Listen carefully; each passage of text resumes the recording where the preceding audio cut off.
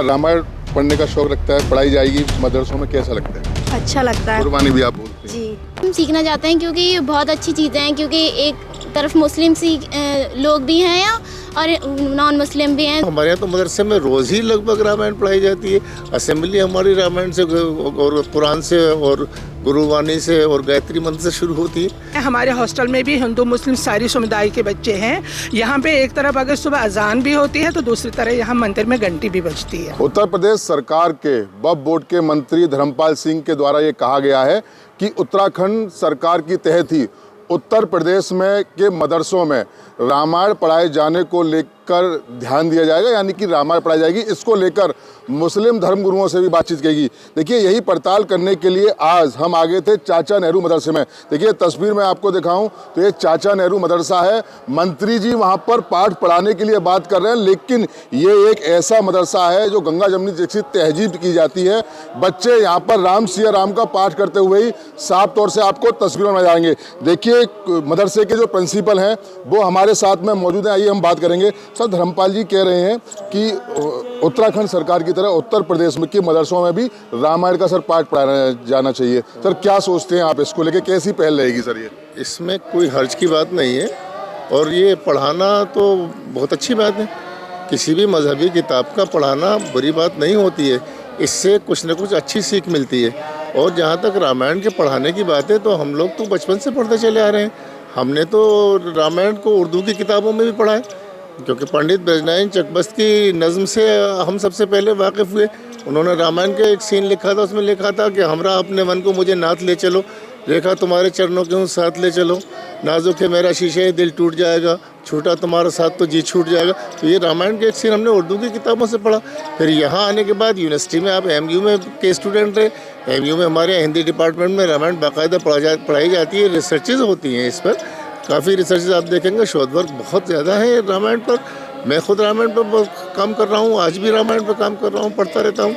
30 साल मैंने 11th-12th में बाकायदा रामायण को पढ़ाया है, तो इसमें पढ़ाने में नुकसान की क्या बात है भाई? इससे कुछ न कुछ हमें मिलेगा ही, क्योंकि कोई भी ये माना कि तुलसीदास की एक साहित्यिक कृति है, लेकिन साहित्यिक कृति के साथ साथ वो एक धार्मिक पुस्तक भी है और किसी भी धार्मिक पुस्तक में कोई भी बात कभी गलत नहीं होती है। धार्मिक पुस्तकों से हमें बहुत कुछ सीखने को मिलता है। तो और यहाँ मदरसे में पढ़ाने के बाद है तो हमारे यहाँ तो मदरसे में रोज़ ही लगभग रामायण पढ़ाई जाती है।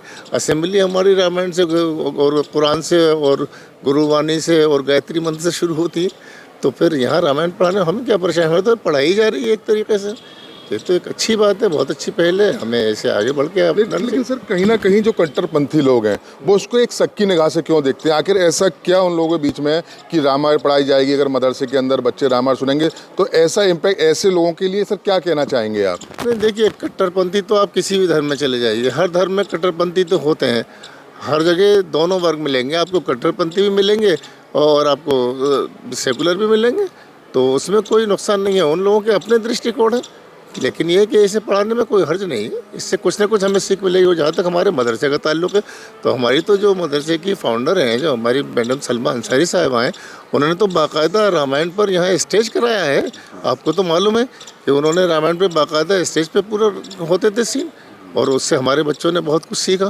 क्योंकि हमें अगर एक राम के किरदार के बारे में मालूम हो रहा है, एक चरित्र के बारे में मालूम हो रहा है, और वो चरित्र जो कि मर्यादा पुरुषोत्तम का एक चरित्र है, तो उस चरित्र को अगर हम अपनाते हैं या उनकी अच्छाइयों को कोई बच्चा सुन के अपनाता है तो उसमें क्या बुराई है?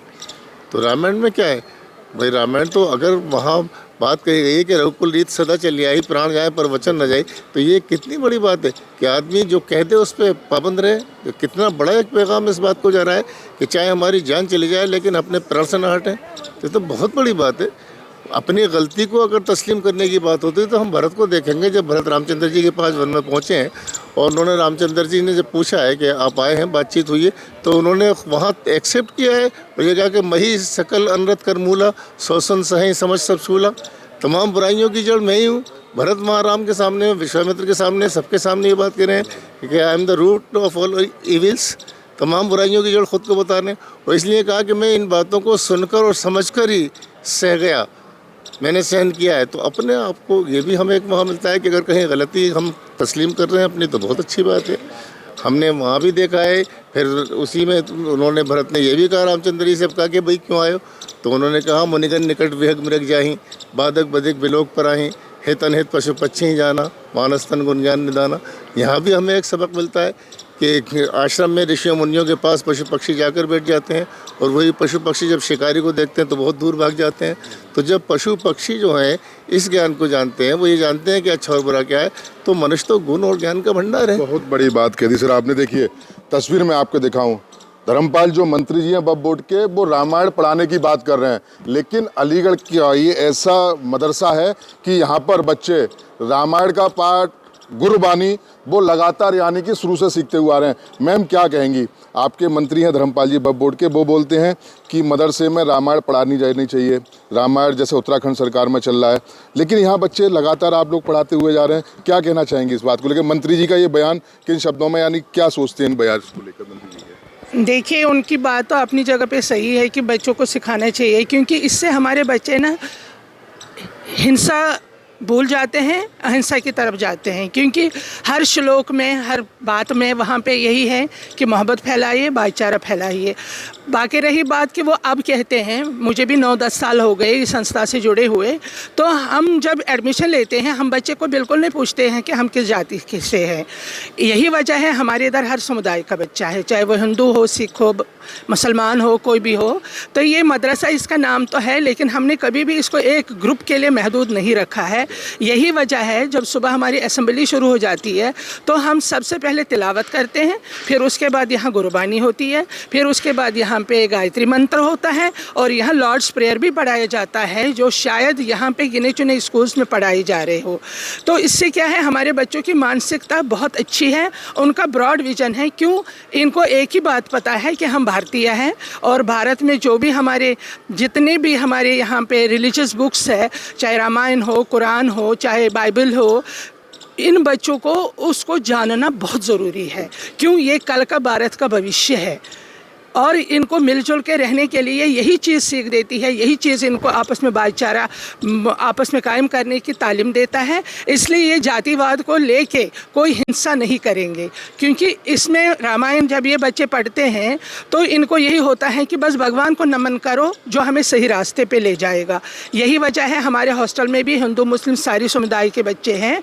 यहाँ पे एक तरफ अगर सुबह अजान भी होती है तो दूसरी तरफ यहाँ मंदिर में घंटी भी बजती है।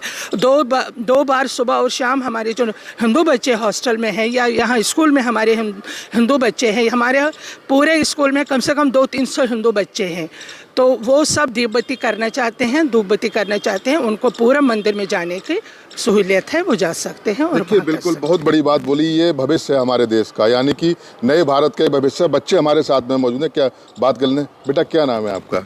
मंतशा। मंत्री साहब, क्या रामायण पढ़ने का शौक रखता है? पढ़ाई जाएगी मदरसों में, कैसा लगता है? अच्छा लगता है कुर्बानी भी आप बोलते हैं? जी। अच्छा लगता है जी, अच्छा लगता है। क्या क्या कहेंगे बेटा, आप गुरबानी सीखती हैं, रामायण भी सीखती हैं, मदरसा जैसी जगह में कैसा लग रहा है, कैसा फीलिंग आती है? सर हमें बहुत अच्छा लगता है ये सब सीख के, और इसीलिए हम सीखना चाहते हैं, क्योंकि ये बहुत अच्छी चीज़ें हैं। क्योंकि एक तरफ मुस्लिम लोग भी हैं यहाँ, और नॉन मुस्लिम भी हैं, दोनों को ही वो इक्वलिटी और अच्छा लगता है सर। ना कौन सी क्लास में पढ़ते, नाम क्या है? 8 सलीना। आपका क्या नाम है गुड़िया? मेरा नाम उमरा है। हमरा कौन सी क्लास में पढ़ती हैं आप? मैं 5th क्लास में हूँ। रामायण पढ़ती हैं? जी। गुरबानी भी पढ़ती हैं? जी, गुरुवाणी भी पढ़ते हैं, बहुत अच्छा लगता है हमें। अच्छा लगता है। यहाँ सब लोग एक साथ मिलके पढ़ते हैं, बहुत ही ज़्यादा फीलिंग अच्छी आती है, बहुत अच्छा लगता है। देखिए और भी हमारे साथ में बच्चे मौजूद हैं। आप बहुत छोटे हैं, कौन सी क्लास में हैं? 5th में।